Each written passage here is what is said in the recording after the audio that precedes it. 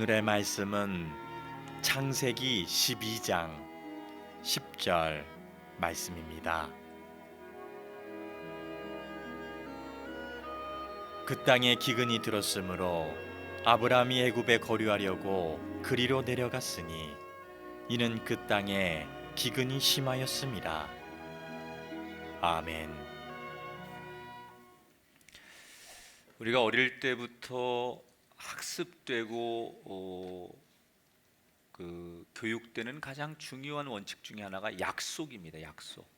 그래서 우리나라의 독특한 문화 중에 하나가 약속하면 새끼손가락 걸고, 그것도 안 되니까 엄지로 도장도 찍고 뭐 복사도 하고 뭐 이렇게 어릴 때부터 하고, 그 성인들도 중요한 약속하면 애교스럽게 그렇게 많이들 하시죠.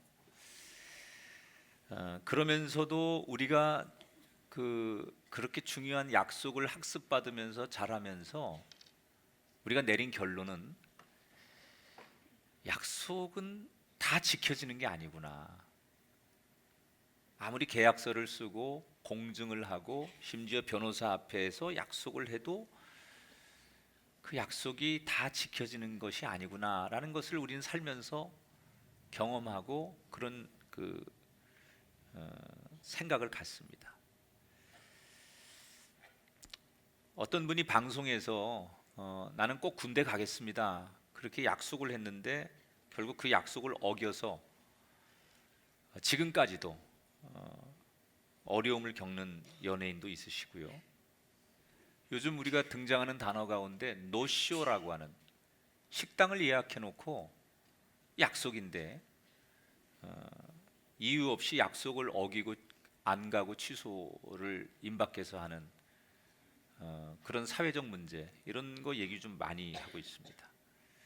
그런데 우리가 이런 약속이라는 주제를 놓고 내리는 정의 때문에 저는 이게 영적으로도 굉장히 문제가 된다고 생각해요.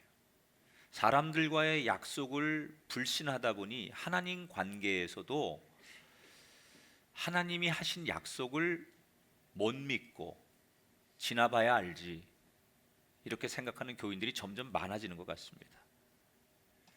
하나님은 우리들에게 성경을 통해서 또는 주의 종들을 통해서 누군가의 기도를 통해서 우리에게 끊임없이 약속하셨어요. 여러분 생각해 보세요. 하나님이 우리에게 약속한 걸 한 번도 안 지킨 적이 있나요? 있으면 얘기해 보세요. 하나님이 인류 역사에 당신이 약속한 걸 안 지킨 적은 한 번도 없어요. 그런데 문제는 우리는 하나님을 신뢰하지 않아요. 참 이상하죠? 하나님이 하신 약속을 한 번도 안 지킨 적이 없는데 왜 우리는 하나님이 한 약속을 안 믿는 걸까? 아니, 못 믿는 걸까? 두 가지 이유가 있어요. 보이는 사람도 약속을 해놓고 약속을 안 지켜서 못 믿는데 보이지 않는 하나님의 약속을 믿는다는 게 어렵죠, 현실적으로. 두 번째, 우리가 평상시에는 하나님의 신실하심, 하나님의 약속을 믿는다고 생각하고 있다가 우리의 삶이 조금 어려워지거나 힘들어지거나 우리가 기도한 게 바로 응답이 되지 않으면 하나님에 대한 신뢰, 믿음의 뿌리가 흔들려요. 그래서 하나님의 약속을 우리가 못 믿는 거예요. 여러분, 성경은 약속의 책 아닙니까? 내가 너를 구원하리라. 나를 아버지로 부르는 자를 자녀 삼으리라. 너희들이 누구든지 내 이름으로 부르짖으면 내가 응답하리라. 약속이에요.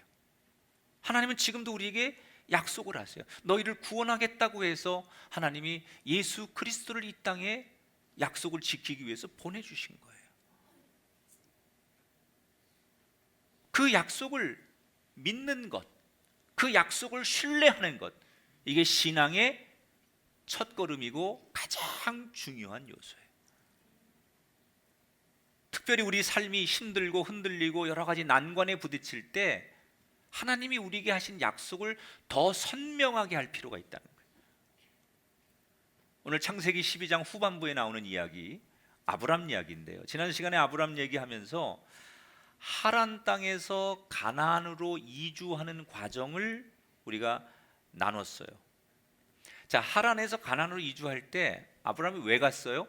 하나님이 약속하셨어요. 아브람에게 내가 그 땅을 너 후손을 너한테 줄 것이다.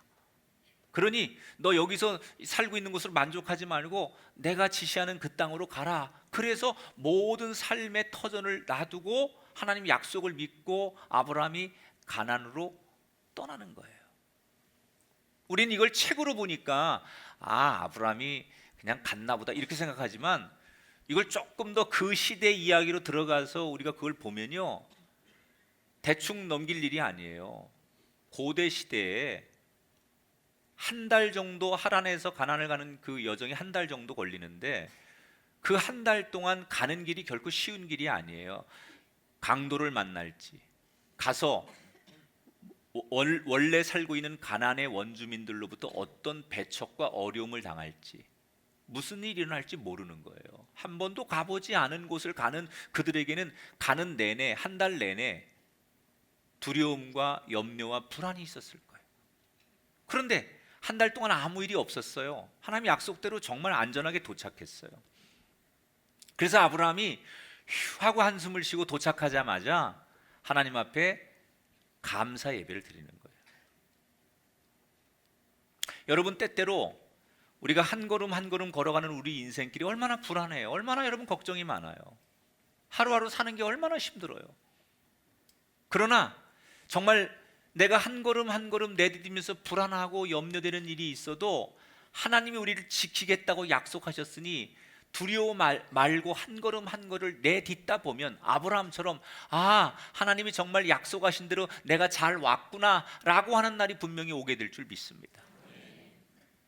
아브라함은 하나님 약속대로 아무 일 없이 안전하게 가나안에 도착해서 잘 정착합니다. 아내 사레는 안정되게 살림을 잘하고 가정을 잘 돌보고, 데리고 온 조카 롯은 아브라함과 함께 양들을 잘 돌보기 위해서 여기저기 분주하게 뛰다니면서 제법 가나안 땅에 잘 정착을 합니다. 물론 하나님이 약속한 게 하나 안 이루어졌어요. 이때까지. 그게 뭐예요? 자식의 복이 아직은 이루어지지 않은 거예요. 나머지는 다 하나님이 약속한 대로 모든 게 착착 잘 돌아가요. 자식을 얻는 일 빼놓고는 하나님이 약속한 게 다 지켜지는 거예요. 그래서 제법 이제 가나안 땅에 정착하고 안정된 삶을 살아가던 어느 날 아브라함에게 뜻하지 않은 위기가 닥쳐요. 우리가 보통 삶의 위기는 두 가지의 원인이 있어요. 내 뜻과 상관없는 위기가 와요. 이게 자연의 재해, 우리나라가 IMF 같은 큰 국가적 위기를 만나면 이건 나와 상관이 없는 거죠. 내가 일으키는 원인이 나한테로부터 오는 고난이 아니에요. 두 번째 고난은 나로 인해서 생기는 고난. 내가 실수하고 내가 죄를 짓고 내가 누구와 문제가 생겨서 생기는 고난. 근데 지금 아브라함이 만난 고난은 어떤 거냐면 그 땅에 기근이 찾아오는데 이게 오래 지속되면서 물이 말라버리고 먹을 것이 없고 가축들이 굶어 죽고 심지어 사람들이 먹을 것을 찾아서 도둑질하는 이런 상황까지 가요. 이건 아브라함이 만드는 고난이 아니에요. 자연이 주는 재해의 고난을 만나는 거예요. 아브라함은요, 굉장히 책임감이 강한 사람이에요. 성경을 이렇게 보면 아브라함은 특히 가족애, 전 장남인데 다 자식들이 그렇지만 이 장남들이 갖는 책임감이라는 게 또 있고요. 맏이가 갖는 또 무게감이 있어요. 그런 거 여러분 다 느끼실 거예요. 특별히 가족들에 대해서 아주 책임감이 강한 사람들이 있는데 아브라함이 딱 전형적으로 그런 사람이에요. 내가 배고픈 건 어떻게 견딜만 한데 가족들이 배고파하는 건 못 견디는 거예요. 더군다나 가축들이 막 먹을 게 없어서 굶어 죽는 모습 보면 여러분 진짜 농사꾼들은요 벼 한 톨, 배추 포기 하나를 자식처럼 여깁니다. 이거 농사꾼이 된다는 건요, 좋은 의미에서 그 생명이 자식처럼 여기는 거예요. 그 풀 한 포기, 그 돈의 문제가 아니에요. 그 농사 지으면서 정말 자식처럼 키우는 거예요. 그게 진짜 농사꾼들이에요. 아브라함이 자기가 키우는 가축들, 양과 염소들이 먹을 게 없어서 굶어 죽고 물이 없어 목말라 막 고통스러운 모습을 보면서 너무 괴로운 거예요.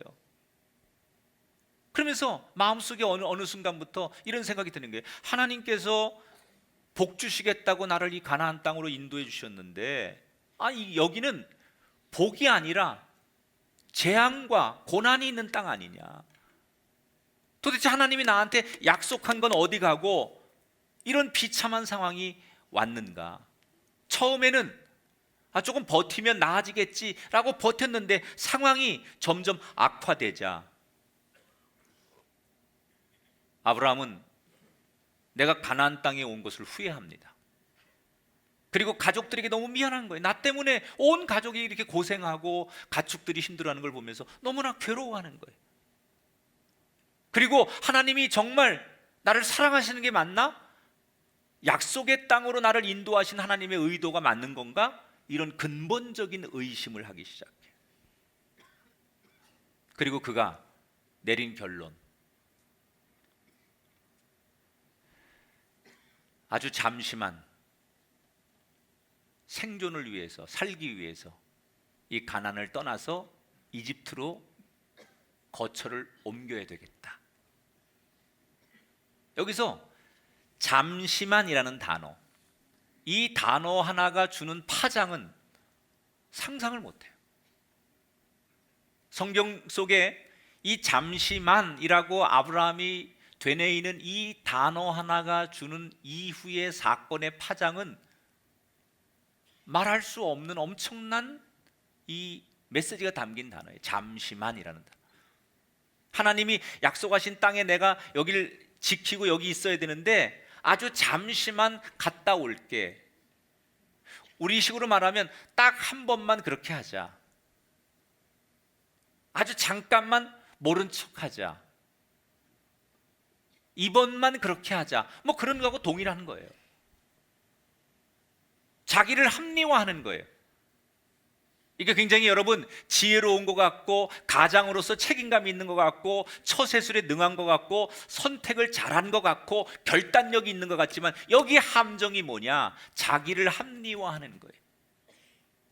아주 잠깐만 갔다 오면 되겠지. 그래서 일단 살아야 되니 가족들을 데리고 이집트로 내려가는 거예요. 그런데 자기 나름대로 최선을 다해서 이런 선택을 하고 결정을 하고 떠나가서 이집트를 점점점 이제 눈앞에 두고 도착한 어느 날 왜 그렇게 마음속에 갑자기 두려움이 생기는지 모르겠어요. 이유를 알 수 없는 불안, 염려가 마음을 떠나지 않는 거예요. 여러분 그런 적 있으시지 않아요? 왜 이렇게 두렵지? 왜 이렇게 불안하지?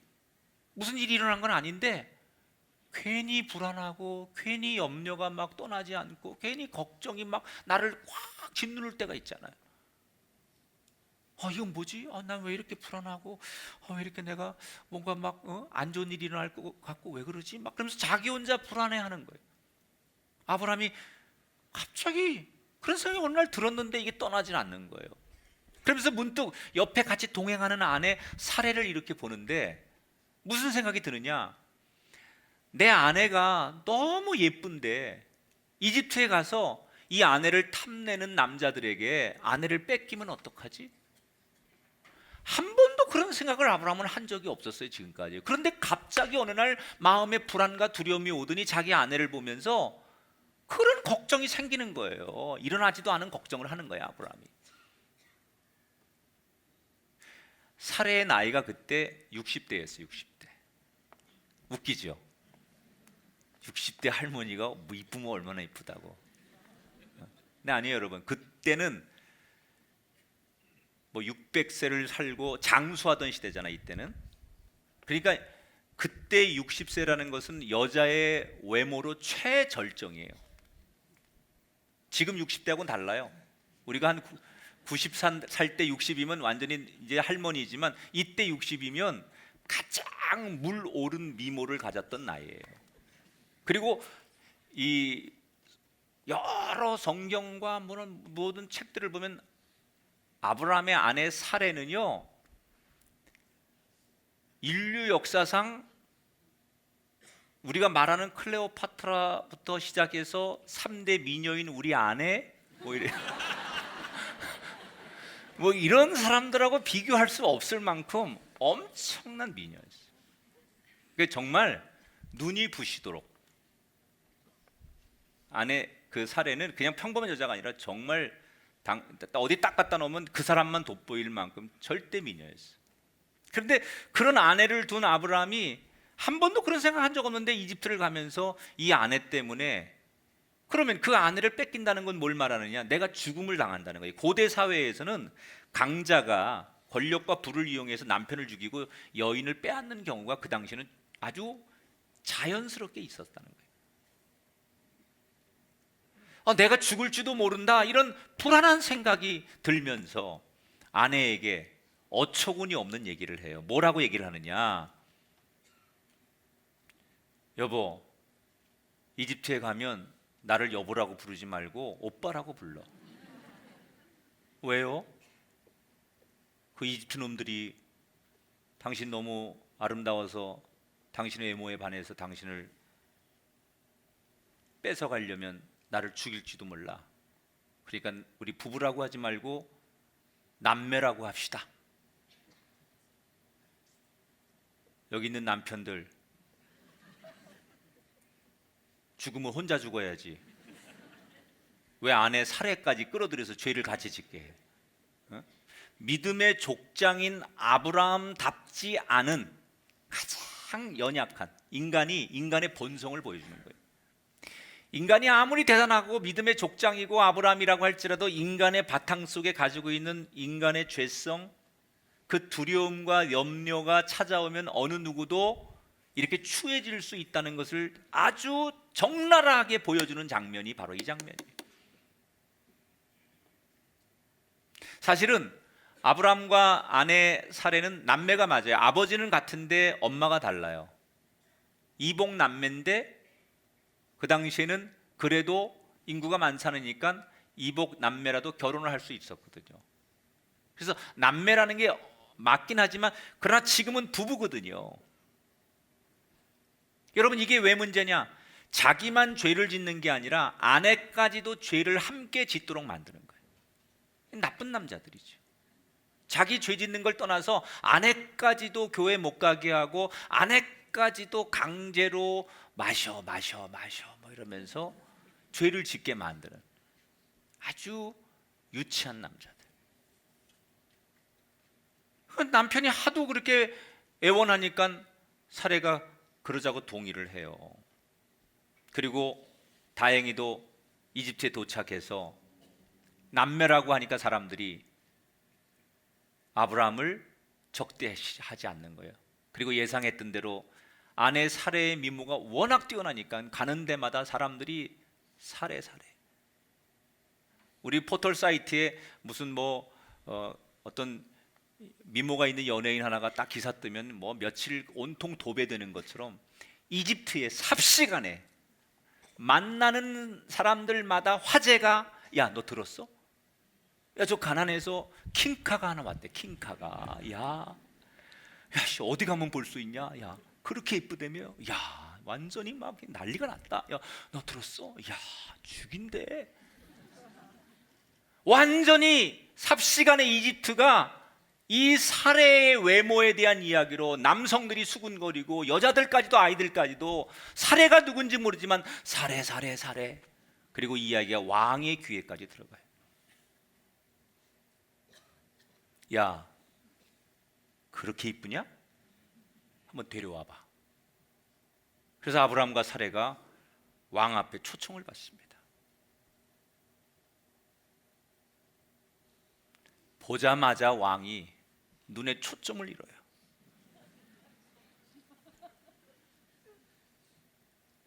그리고는 더 이상 다른 말이 필요 없어요.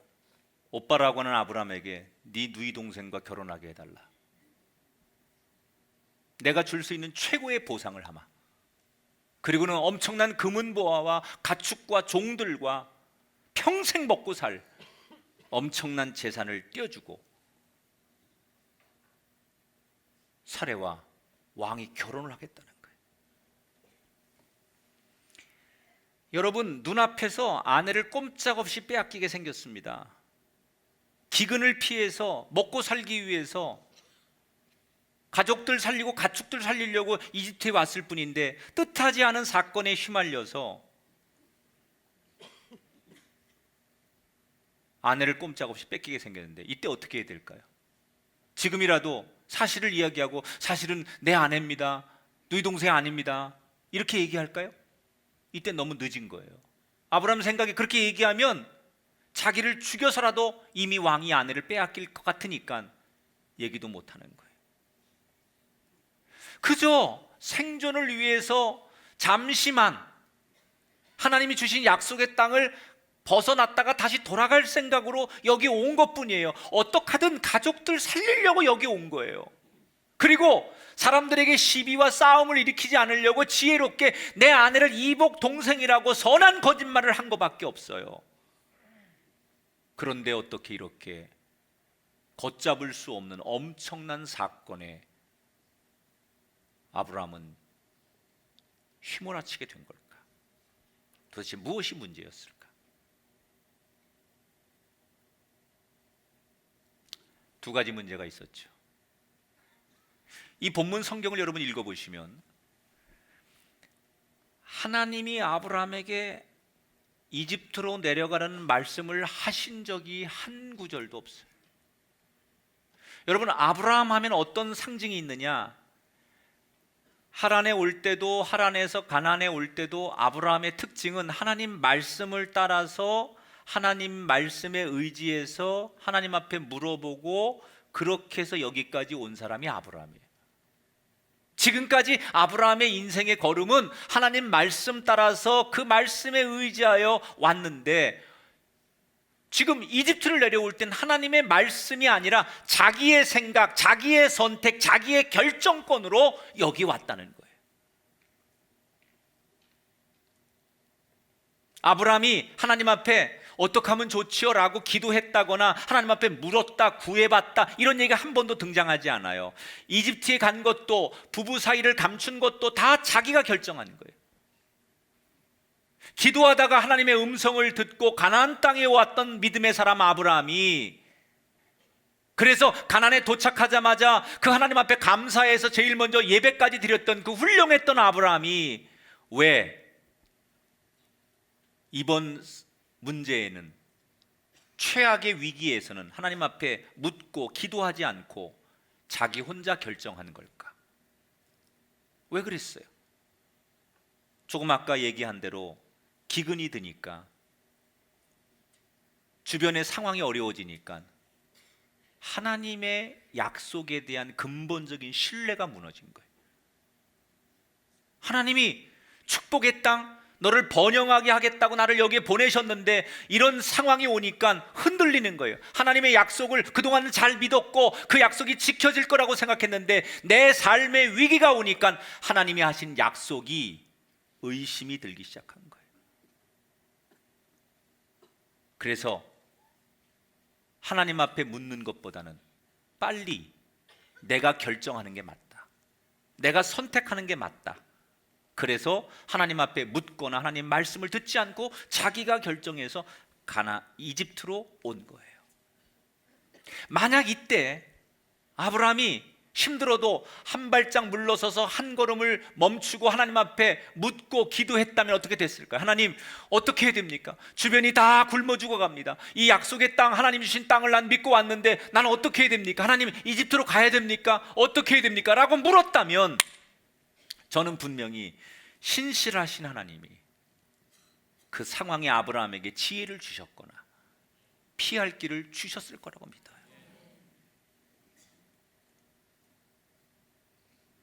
하나님은 지금도 우리에게 구원을 약속하셨어요. 그래서 2000년 전에 그 약속을 지키기 위해서 독생자 아들 예수 그리스도를 우리에게 보내주셨어요. 지금도 그 구원의 약속을 지키기 위해서 하나님 성령님을 보내시고 우리 가운데 친히 일하고 계세요. 그런데 우리는 그 하나님의 그 위대한 큰 약속들을 다 봐왔으면서도 조금만 내 삶이 어려우면, 내가 기도하고 내가 구한 대로 내 삶의 형편이 조금만 힘들어지면 하나님의 약속을 의심해요.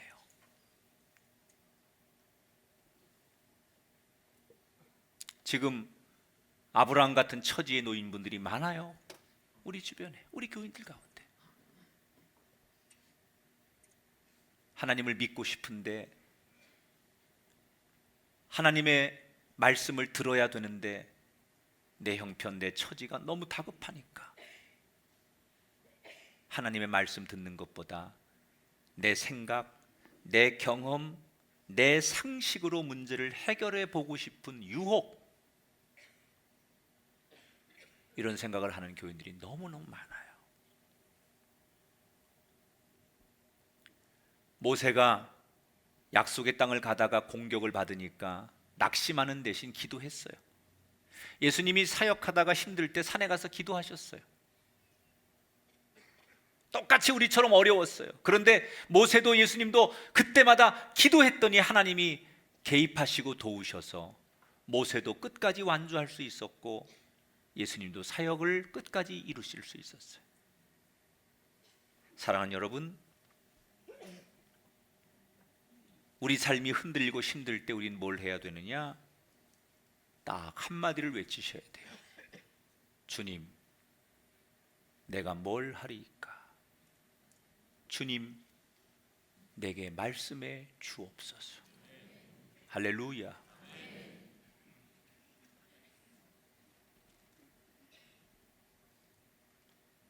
한 걸음을 멈춰야 돼. 음악에 쉼표가 있는 것처럼 한 박자를 쉬어가는 이 영적인 묘미.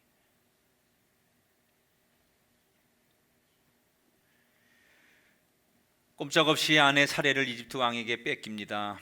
이거는 여러분 어떤 의미냐? 아내를 뺏긴다는 것은 그냥 한 가정이 무너졌다 이런 게 아니고요.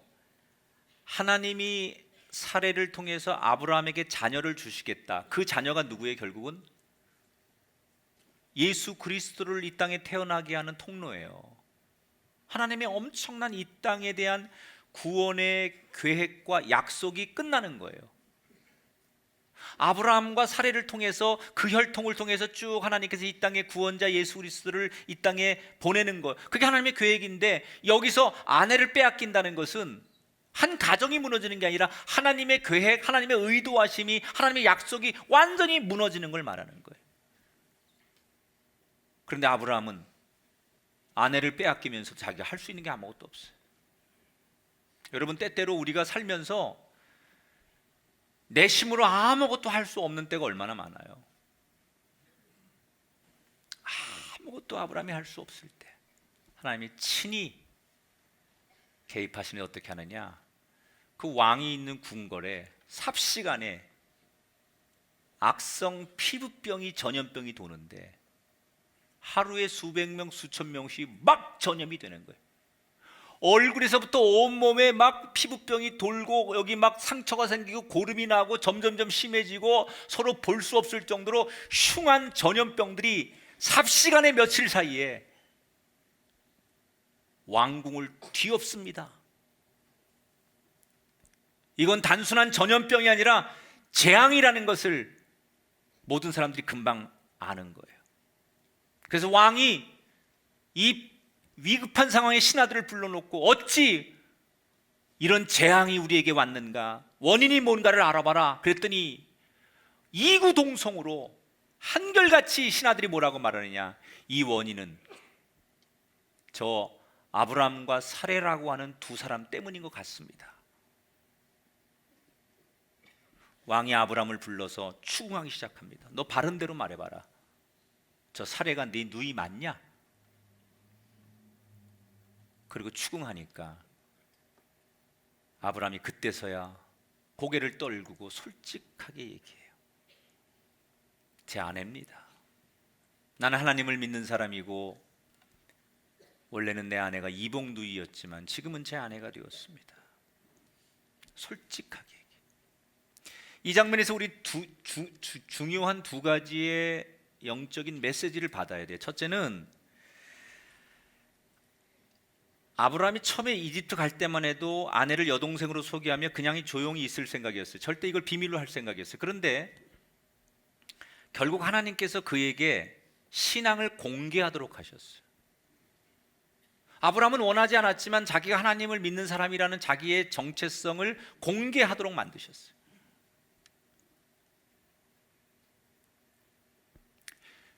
하나님은 어떤 사람을 너무너무 귀하게 쓰시려고 할 때 자신의 신앙을 공개적으로 고백하게 하는 순간을 한 번은 만드세요.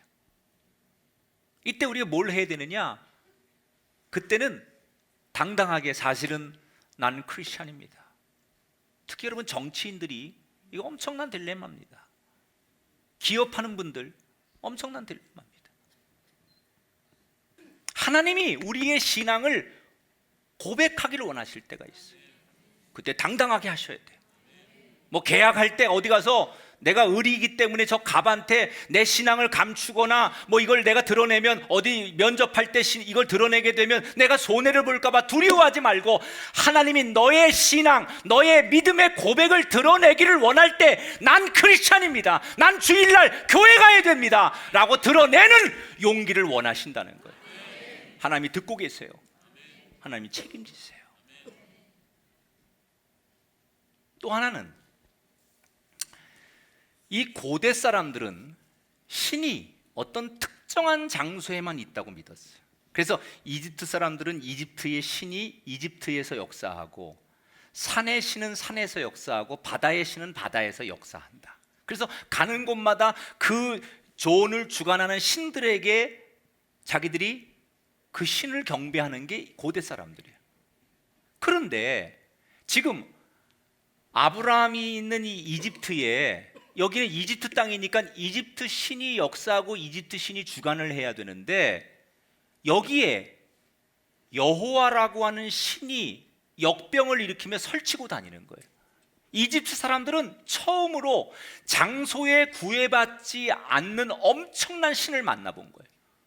그동안은 이집트 땅에는 자기들이 믿는 신이 이 이집트 땅을 관할하고 그 신이 모든 걸 통치한다고 생각했는데 장소에 구애받지 않고 모든 땅을 통솔하는 엄청난 신을 처음으로 만나는 거예요. 여기서 이집트 사람들이 충격을 먹어요. 우리는 가끔 요나처럼 하나님이 없는 곳으로 숨고 피하고 싶어 해요. 그러나 여러분, 하나님은 이 세상 어디에도 구석구석에도 다 다스리고 계세요. 우리가 너와 나 둘이 은밀한 곳에 우리 둘만이 숨어서 하는 얘기일지라도, 우리 둘만이 있는 공간일지라도, 아니 나 혼자만 숨어 있는 아무도 모르는, 세상 사람들이 아무도 모르는 그 골방에 지하에 나 혼자만 숨어 있어도 그곳에도 하나님은 계십니다. 어디든 계시는 하나님. 내가 숨는다고 숨어지거나 우리끼리 비밀의 방을 만든다고 만들어지는 것이 아니라 그곳이 어디든 하나님이 계신다는 것을 기억하고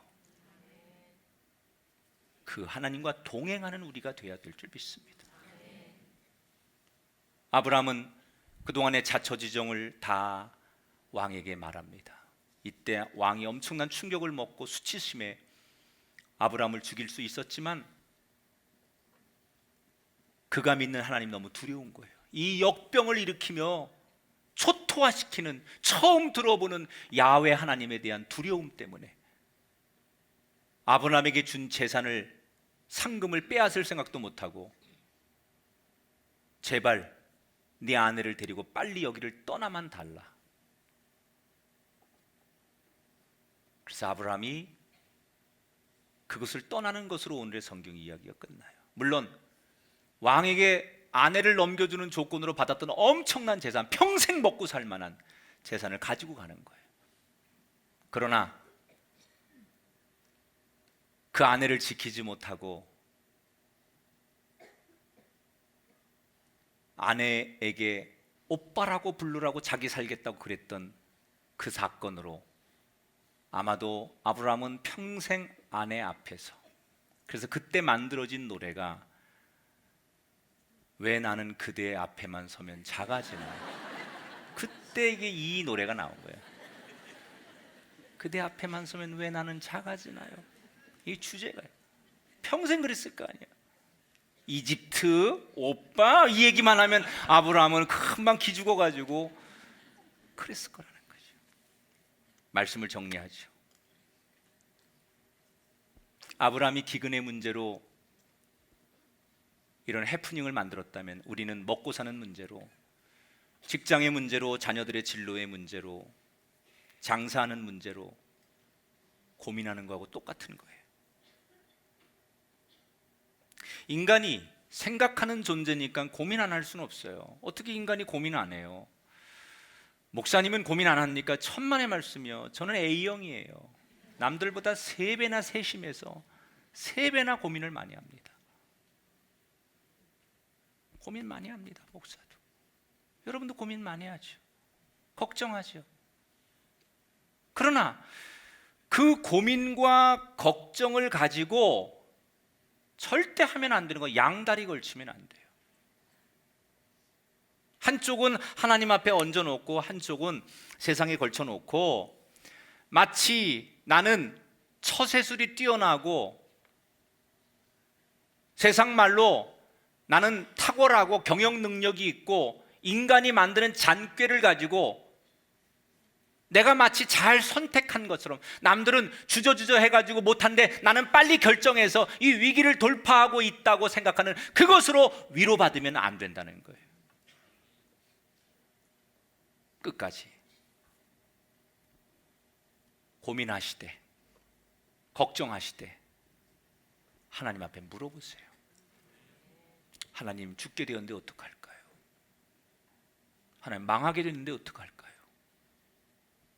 물어보세요. 주님이 응답하실 때까지 물어보세요. 걱정을 나의 선택의 도구로 삼지 말고 하나님께 묻는 도구로 삼아야 돼요. 왜 하나님께서 자기 일방적으로 혼자 결정한 아브라함을 왜 긍휼히 여기시고 도우셨을까요? 그것은 하나님이 아브라함에게 한 약속을 지키시려고 한 거예요. 내가 너로 하여금 너의 자손들과 큰 민족을 이루게 하겠다.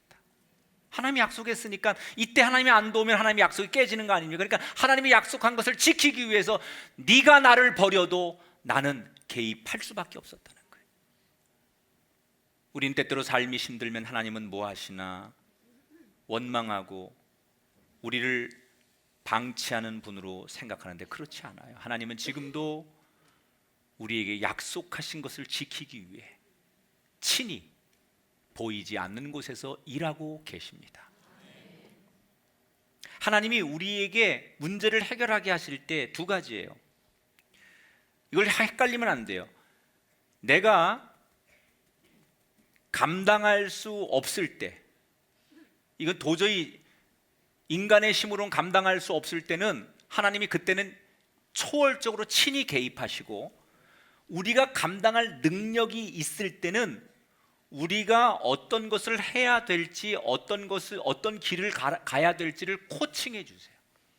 근데 대개 사람들은 하나님 우리를 돕는 것은 모든 걸 초월하여 직접 개입하시는 것이 가장 큰 축복이라고 생각하는데, 그건 진짜 인간이 손 쓸 수 없을 때, 의사도 못하고 이 세상 누구도 못할 때 하나님이 초월적으로 그 사람을 살릴 때. 저는 우리 교인들 그런 사람들 많이 만났어요. 저는 알죠. 여러분도 모르지만 정말 그런 사람들이 그렇게까지 했는데 그 신앙, 그런 체험을 해놓고 완전히 다 나는 2손 들고 나는 정말 죽기를 기다려야 되고 완전히 끝장난 인생인데 하나님이 초월적으로 그 사람이 역사하셔서 그를 살려준 교인들이 있거든요. 그런 사람도 있는가 하면 1년이 걸려도 2년이 걸려도 이렇게 해라, 이렇게 일어나라, 이렇게 시작해라, 이렇게 달려가라 라고 코칭해 주시는 사람들이 하나님의 대부분의 역사죠. 그러나 하나님은 어떤 방법이든 간에 우리 삶에 개입하셔서 우리 문제를 해결하시고 약속을 지키시는 분이에요. 신실하신 하나님. 하나님 한 번도 나를 실망시킨 적 없으신 신실하신 하나님. 그 하나님을 기억하며 오늘 아브라함 같은 마음 아픈 인생길을 만들지 마시고 개입하시고 역사하신 하나님과 함께 동행하는 아름다운 삶이 우리 사랑하는 교우들과 가정 속에 충만하게 임하게 되시기를 주님의 이름으로 축원합니다.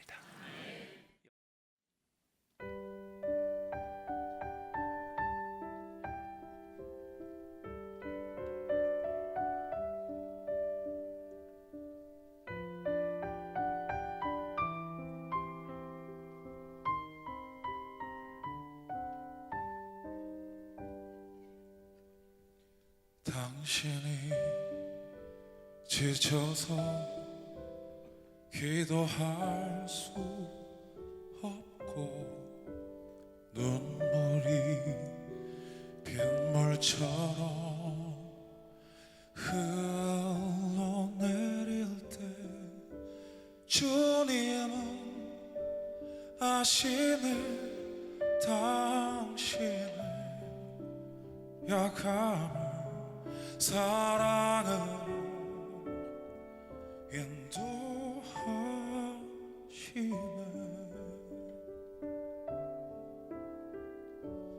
누군가 널 위하여 누군가 기도하네. 내가 홀로 외로워서 마음이 무너질 때 누군가 너 위해 기도하네.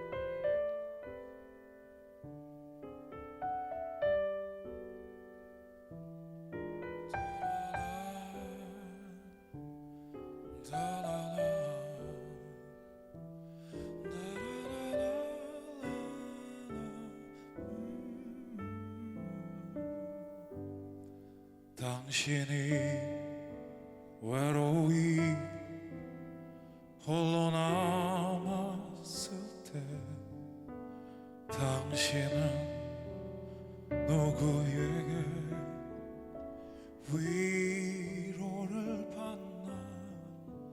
주님은 아시네 당신의 약함을 그대 홀로 잊지 못함을. 조용히 그대 위해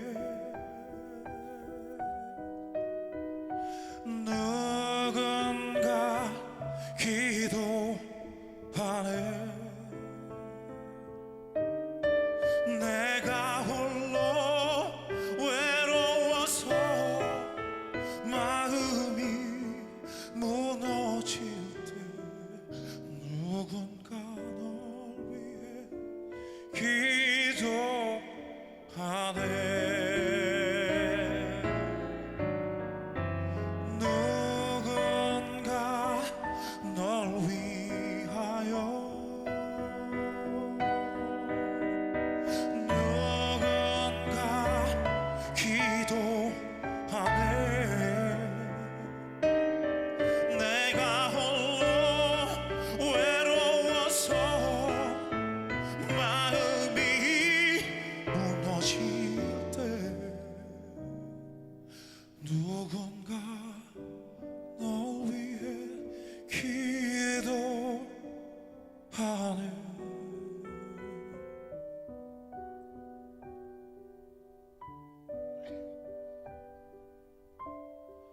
기도하네.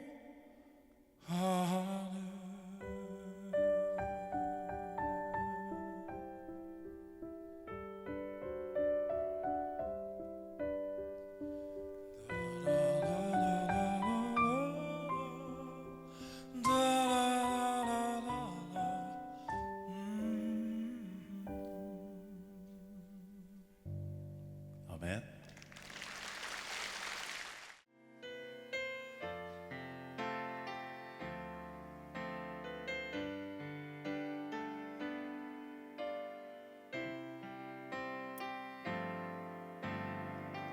하나님 한 번도 나를 실망시킨 적 없으시고 언제나 공평과 은혜로 나를 지키셨네. 오 신실하신 주, 오 신실하신 주, 내 너를 떠나지도 않으리라.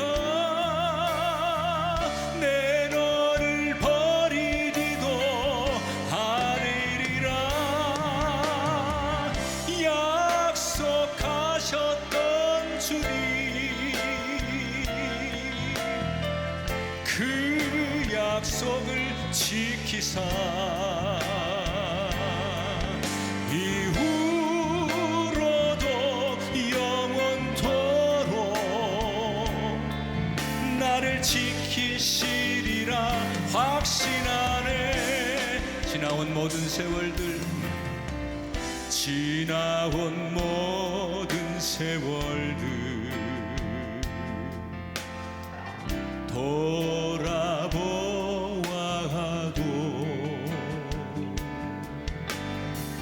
그 어느 것 하나 주의 손길 안 미친 것 전혀 없네.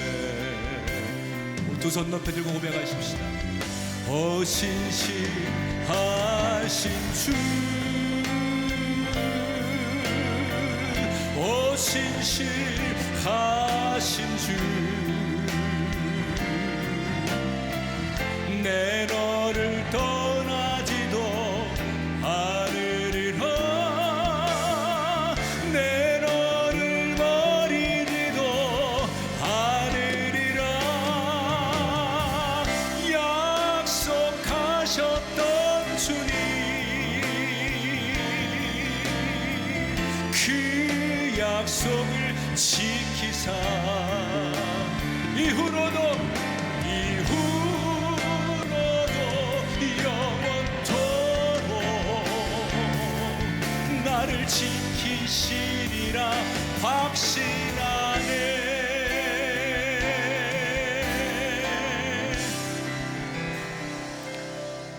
두 손 가슴에 얹고 기도합니다. 하나님, 아브라함의 이야기를 들으면서 우리는 결코 웃을 수가 없습니다. 아내 보고 오빠라고 하자, 그렇게 얘기한 아브라함의 이 장면이 남의 얘기가 아닙니다. 먹고 살려면 어쩔 수 없잖아. 지금은 이 길밖에 없잖아. 그래서 이집트로 내려가는 그의 이야기가 남의 이야기 같지 않습니다. 어쩌면 내 모습이고 우리 가정의 그림입니다. 하나님, 말씀해 주세요. 우리들 가정에, 오갈 데 없는 우리 인생에 하나님 말씀해 주세요.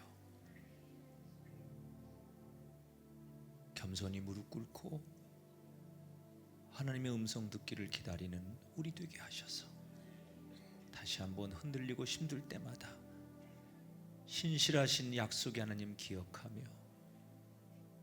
그 하나님 바라보는 또 다른 기회가 되게 해 주옵소서. 오늘 하나님 앞에 귀한 예물 드렸는데 지난 1년 동안 열심히 헌금하고 하나님 앞에 충성했지만 하나님 우리가 드린 예물이 진짜 최선이었는지를 돌아보게 하시고 내가 직분자고 교인이니까 11조 했어, 감사헌금 드렸어 라고 하는 의무를 감당하기 위해서 드린 예물이었다면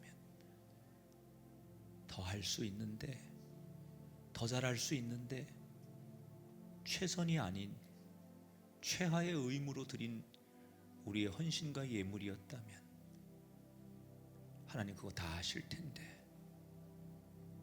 나는 내 할 도리 다 했다고 과연 말할 수 있는지 이 안에 돌아보며 드리고도 우리의 죄를 고백할 수 있는 믿음이 되게 하옵소서.